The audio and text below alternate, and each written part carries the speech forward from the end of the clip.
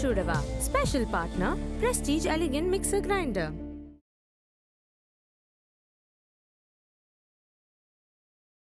அவங்க யாருமே சொந்த கிடையாது. சிவா மட்டும் தான் சொந்தம். சொந்தமோ இல்லையோ உங்களால எல்லாருமே கஷ்டப்படுறாங்க. படட்டோங்க. அப்பதான் நான் அவ்வளவு கஷ்டப்பட்டிருப்பேன்னு அவங்களுக்கு புரியும். உங்களால எங்க குடும்பமும் சேர்ந்து பாதிக்கப்படுதுங்க. அவங்களுக்கு நீங்க செஞ்ச விஷயத்தால எங்க அக்கா கல்யாணம் நடக்குமோ நடக்காதோன்னு எங்களுக்கு எவ்வளவு பயமா இருக்கு தெரியுமா? கல்யாணம் நடக்கிறத விட நடக்காம போச்சுன்னா ரொம்ப சந்தோஷம். அசோக்,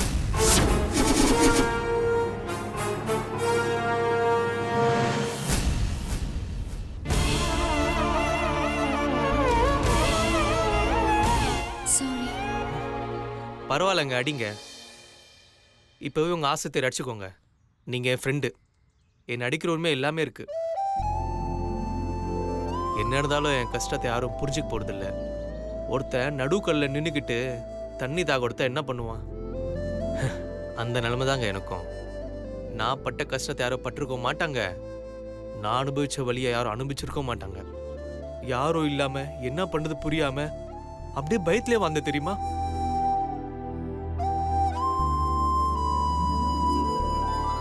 அப்ப எனக்கு துணையா இருந்தது ஒரே ஒருத்தவங்க மட்டும் தான், எங்க அம்மா.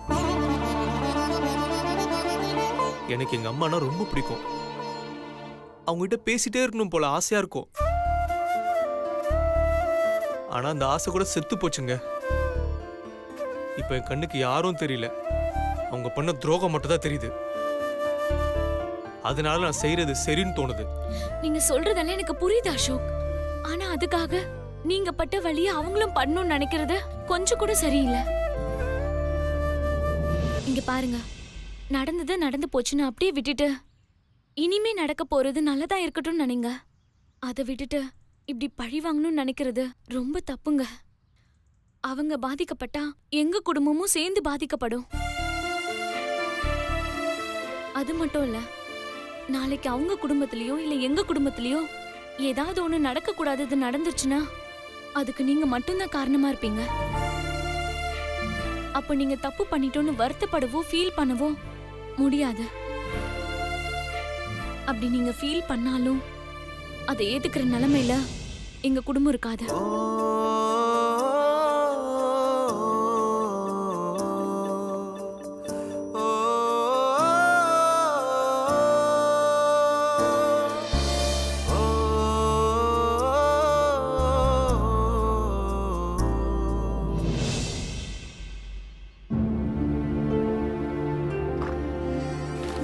சக்தி, உட்காருங்க சுந்தர். உக்கா கிட்ட பேசுறேன்னு சொன்னியே, பேசுனியா? பேசினேன் சுந்தர். ஆனா இதை பத்தி பேசினா அவாய்ட் பண்றா. ஏன் சக்தி மீனாட்சி கிட்ட பேசாம அவாய்ட் பண்றா? நான் என்ன சக்தி தப்பு பண்ணேன்? என் மேல ஏதாச்சும் கோவமா? உன்கிட்ட ஏதாச்சும் சொன்னாலா? சேச்சே, உங்க மேல எந்த கோவமும் இல்ல. உங்ககிட்ட மட்டும் இல்ல, அம்மா கிட்ட கூட சரியா பேச மாட்டேங்கிறா. அவ எதையோ நினைச்சு வருத்தப்படுறான்னு மட்டும் தெரியுது. ஆனா கேட்டா அமைதியா இருக்கிறது தப்பான்னு சொல்றா. எதுவுமே சொல்ல மாட்டேங்கிறா. வருத்தமா இருக்கானா? அதை சொன்னாதானே எனக்கு தெரியும். எல்லாத்தையும் அவன் மனசுக்குள்ளே வச்சுட்டா நான் என்ன பண்ண முடியும்? என்ன காரணம்னு தெரிஞ்சாதான் சக்தி சால்வ் பண்ண முடியும். இதெல்லாம் சின்ன விஷயம் நினைச்சு விடுறதா இல்ல வேற ஏதாச்சும் இருக்குன்னு யோசிக்கிறதா? எதுவுமே புரிய மாட்டேங்குது. நடக்கிறதெல்லாம் பார்த்தா அப்படியே எனக்கு தலையை பிச்சுட்டு போயிடலான் இருக்கு. என்ன சுந்தர் இவ்வளவு தூரம் யோசிக்கிறீங்க? அதெல்லாம் ஒன்றும் இருக்காது. என்ன பிரச்சனைன்னு கண்டிப்பா அக்கா சொல்லுவா. கொஞ்சம் ரிலாக்ஸ்டா இருங்க. சரி சக்தி, மீனாட்சி கால் பண்ணு. உன்கிட்ட பேசணும் போல இருக்கு, ப்ளீஸ். நான் கிளம்புறப்ப கூட அவ தூங்கிட்டு இருந்தா. தலைவலின்னு நினைக்கிறேன். இப்ப கால் பண்ணா பேசுவாளான்னு தோணல. இன்னும் கொஞ்சம் லேட்டா பேசலாமே. ப்ளீஸ் சக்தி, எனக்காக ஒரே ஒரு ட்ரை பண்ணு, ப்ளீஸ். ப்ளீஸ் சக்தி. ஓகே.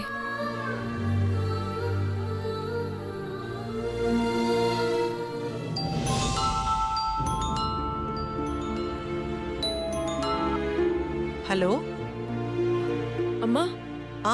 சக்தி சொல்லுடி. அம்மா போனை நீ எடுக்கிற, அக்கா எங்க? அவ வீட்ல இல்லம்மா, கோயிலுக்கு போயிருக்கா. போனை வீட்லயே வச்சுட்டு போயிட்டா.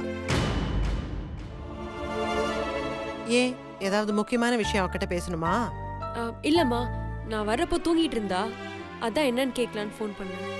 அவ ரெடியாகி கோயிலுக்கே போயிட்டா. நீ எதுவும் ஃபீல் பண்ணிக்காத. சரிம்மா, வச்சிடுறேம்மா. சரி, ஜாகிரதை. என்ன சக்தி, அக்கா கோயிலுக்கு போயிருக்காளா? கோயிலுக்கு போயிருக்கலா? தேங்க்யூ சக்தி, தேங்க்யூ. சுந்தர் சுந்தர்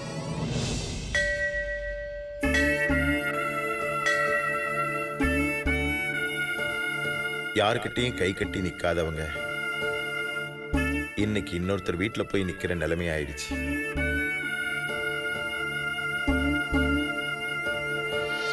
இப்ப நடந்த எல்லாத்துக்கும் நம்ம பொண்ணு மீனாட்சி தான் காரணம்னு சொல்லிடுவாங்களோன்னு எனக்கு ரொம்ப பயமா இருக்கு கோதாவரி.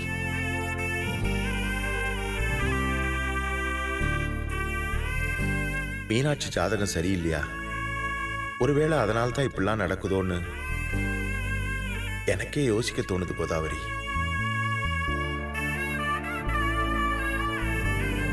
அமர்நாத் அண்ட் வாசுதேவன் உங்க 2 பேருக்கு இன்ஃபார்ம் பண்ணிட்டீங்களா? இனிமே தான் பண்ணணும் சார். ஓகே. ஏன்னா அமர்நாத் எனக்கு கால் பண்ணாரு, அதான் கேட்டேன். Okay okay.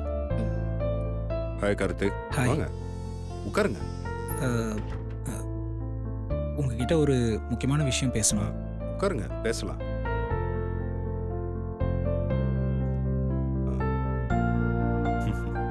பரவாயில்ல கார்த்திக், உட்காருங்க, பேசலாம். சிவா, கொஞ்சம் அஃபிஷியல் மேட்டர். சார் நான் போயிட்டு அப்புறமா வரேன். Thank you, Nithya, please sit down. Come on, sit down. இன்னைக்கு நான் இருக்கிற சிச்சுவேஷன் ஆல்மோஸ்ட் உங்க எல்லாருக்குமே தெரியும். இதுல ஒளி மறைவு என்ன இருக்கு? கம் ஆன் கார்த்திக், சொல்லுங்க. ஸ்டாஃப்ஸ் எல்லாருக்கும் போன மாதம் உள்ள ஃபண்டில் இருந்து சேலரி கொடுத்துட்டேன். இனிமே ஃபண்டு இல்லை. அடுத்த மாதம் சேலரி கொடுக்கறது ரொம்ப கஷ்டம் சிவா. கம்பெனிக்காக வச்சிருந்த முதல் எல்லாத்தையும் லான்ச்சுக்காக போட்டாச்சு. ஏதோ கம்பெனி ரன் ஆகிட்டு இருந்ததுனால ரொட்டேஷன் பண்ணி இவ்வளோ நாள் சமாளிச்சிட்டோம். ஆனால் லான்ச் பண்ணி முடிக்கவே இன்னும் பணம் தேவைப்படுது. எவ்வளோ சீக்கிரம் லான்ச் பண்ணுறோமோ அவ்வளோ நல்லது சிவா. இதில் கம்பெனி எப்படி ரன் பண்ணுறது? இப்போ நாம் கிரிட்டிக்கல் பொசிஷனில் இருக்கோம். இதை சமாளிக்கலைன்னா பெரிய பிரச்சனையில் மாட்டிப்போம் சிவா. கார்த்திக், நம்ம இப்போ லான்ச்சுக்கு இன்வெஸ்ட் பண்ணது போக இப்போ ஃபர்தராக கம்பெனி ரன் பண்ணுறதுக்கு ஒரு 80 to 90 lakhs தேவைப்படுமா? Okay fine, no problem, arrange பண்ணிடுறேன். யார்கிட்டயாவது கேட்கலான்னு பார்த்தா எல்லாருக்கும் கோர்ட் ப்ராப்ளம் தெரிஞ்சு போயிருக்கு. அதான் யாரும் கொடுக்க முன் வர மாட்டேங்கிறாங்க.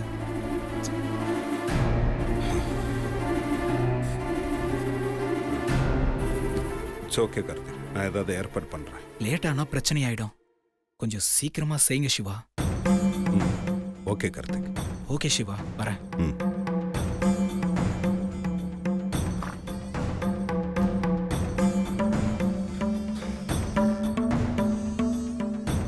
சார், என்ன நித்யா? நீங்க தப்பா நினைக்கலன்னா உங்ககிட்ட ஒரு விஷயம் சொல்லணும் சார். என்ன? இப்போ கம்பெனி பெரிய பிரச்சனையில இருக்கு சார். அதுல இருந்து வெளியில வரணும்னா பணம் தேவை. எனக்கு உதவி செய்யறேன்னு என் வீட்டை மீட்டு கொடுத்தீங்கல்ல, அதை வேணா திரும்ப வச்சு யூஸ் பண்ணிக்கலாமா? நித்யா, நீ சொல்றது இந்த மாசத்துக்கு வேணா சரியா போகும். அடுத்த மாசம் இதே பிரச்சனை வந்தா என்ன பண்றது? நமக்கு தேவை டெம்பரரி சொல்யூஷன் இல்லை, இதுக்கு ஒரு பெர்மனன்ட் சொல்யூஷனை கிரியேட் பண்ணணும். கரெக்ட் தான் சார். ஆனா அந்த பணம் கொஞ்சமாவது உதவியா இருக்கும்ல? நித்யா ப்ளீஸ், அந்த வீட்டை நான் உனக்காக கொடுத்தது. அதை என்னோட சுயநலத்துக்காக யூஸ் பண்ணா அது ரொம்ப தப்பா இருக்கும். ப்ளீஸ் சார், அப்படிலாம் யோசிக்காதீங்க. முதல்ல நீங்க ப்ளீஸ் நித்யா, இந்த டாப்பிக்கை பற்றி இதுக்கப்புறம் நீங்கள் எதுவும் பேச வேண்டாம். This is my company. இந்த ப்ராப்ளத்துக்கு என்ன பண்ணணும்னு எனக்கு நல்லா தெரியும். நீங்கள் கொஞ்சம் பீஸ்ஃபுல்லாக இருங்க. இதை பற்றிலாம் ரொம்ப போட்டு யோசிக்காதீங்க. ஓகே? சரிங்க சார். ம். சரி, நான் போய் என் வேலையை பார்க்குறேன். ஓகே.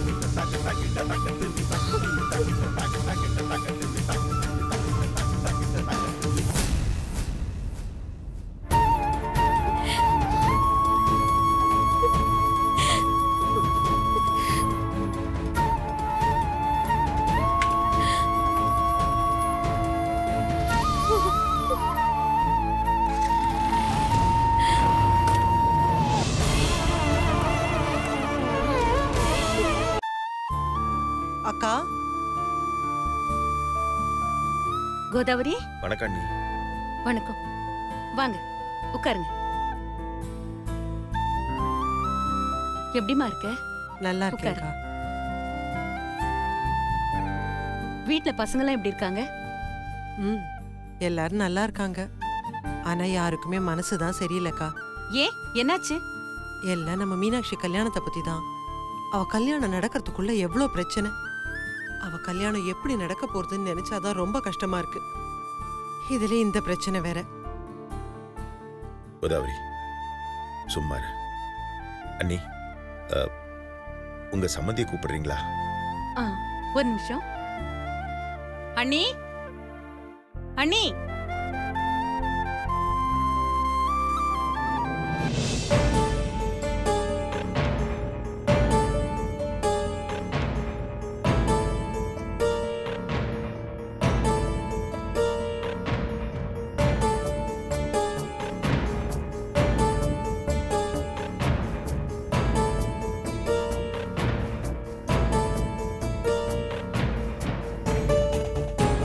வணக்கம் சம்மந்தி.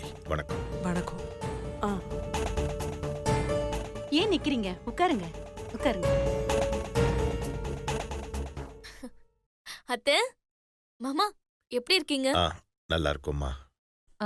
கோதாவரி, நீங்க பேசிட்டு இருங்க, நான் போய் டீ போட்டு கொண்டு வரேன். இல்லக்கா, வேணாம்.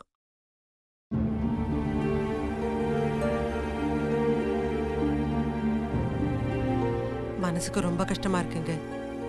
இப்படி ஒரு கஷ்டம் வரும்னு நினைச்சு கூட பார்க்கல. எல்லாம் உன்னால தாண்டி.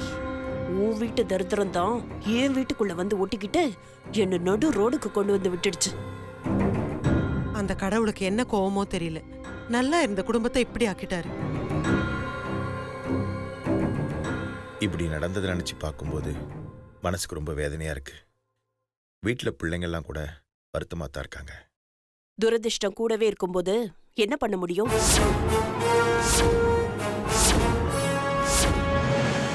அதுக்கு நீங்க வருத்தப்பட்டு என்ன பண்றது?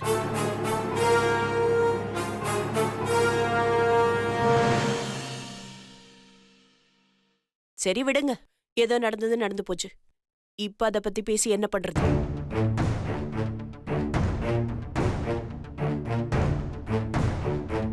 என்ன, உங்க பொண்ணு மீனாட்சி கல்யாணத்தை பத்தி பேசிட்டு போலான்னு வந்தீங்களா? சேச்சே, என்னம்மா நீங்க இந்த மாதிரி நேரத்துல கல்யாண விஷயத்தை பத்தி பேசுறது நல்லா இருக்குமா? நாங்க உங்களை பார்த்துட்டு போலாம் தான் வந்தோம்.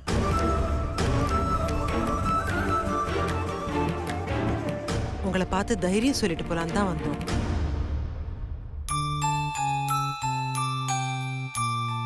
நீங்க எதுக்கும் வருத்தப்படாதீங்க. எல்லாம் சரியா போயிடும். சீக்கிரம் எல்லாமே நல்லதாவே நடக்கும். வணக்கண்ணே.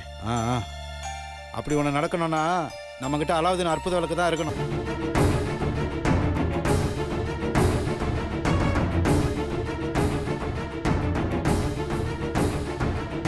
ஒன்று வசதியான ஒரு குடும்பம் உதவி செய்யணும், இல்லை வரப்போகிற மருமக வீட்லையாவது வசதி இருக்கணும். சிவாவுக்கு பார்த்துருக்க பொண்ணு அனாதை, எதுவுமே தேராது. அடுத்து நீங்கள் பஸ் கண்டக்டரு. கிட்டத்தட்ட நீங்களும் அப்படிதான் ஏதோ சில்லறையை வச்சு காலத்தை ஓட்டிக்கிட்டு இருக்கீங்க.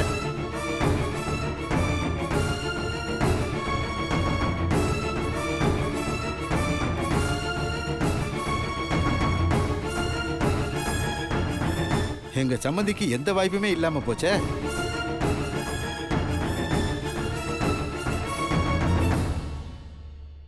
என்னங்க நீங்க எந்த நேரத்துல எப்படி பேசணும்னு கூட தெரியாதா உங்களுக்கு? நான் பொதுவாக தான் சொன்னேன், நீங்க எதுவும் மனசுல வச்சுக்காதீங்க.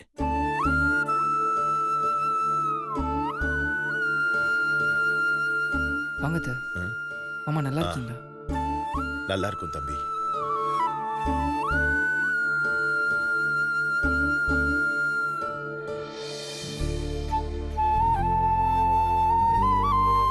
தம்பி, ஏதோ கெட்ட நேரம் நடக்கக்கூடாதெல்லாம் நடந்து போச்சு. நீங்க ஒன்றும் கவலைப்படாதீங்க. கடவுள் நிச்சயம் கைவிட மாட்டாரு. நல்லவங்களுக்கு எல்லாமே நல்லதா தான் நடக்கும். நீங்க எதுக்கும் வருத்தப்படாதீங்க தம்பி.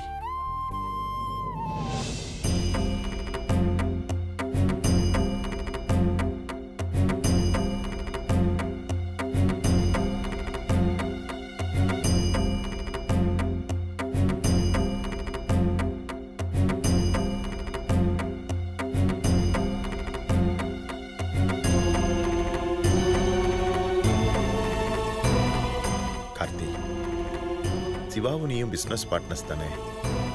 நீயாவது ஏதாவது ஹெல்ப் பண்ணி சிவா இந்த பிரச்சனையில இருந்து வெளில வரத்துக்கு உதவி பண்ணலாமேப்பா. அது இந்த பாருங்க, ஏதோ சொல்லணும்னு எதையாவது சொல்லிட்டு இருக்காதீங்க.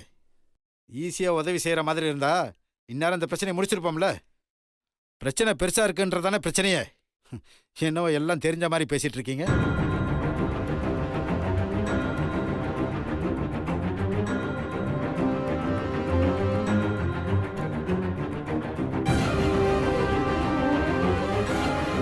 நீங்க சொல்றது சரிதானே. எனக்கு என்ன தெரியும் இந்த பிரச்சனைக்கான தீர்வு பத்தி? என்ன எல்லாம் நம்ம சொந்தத்துக்குள்ளன்னு வரும்போது மனசு கேட்க மாட்டேங்குது. உங்களுக்கு இது சாதாரண விஷயம், எங்களுக்கு இது உறவு சம்பந்தப்பட்டது.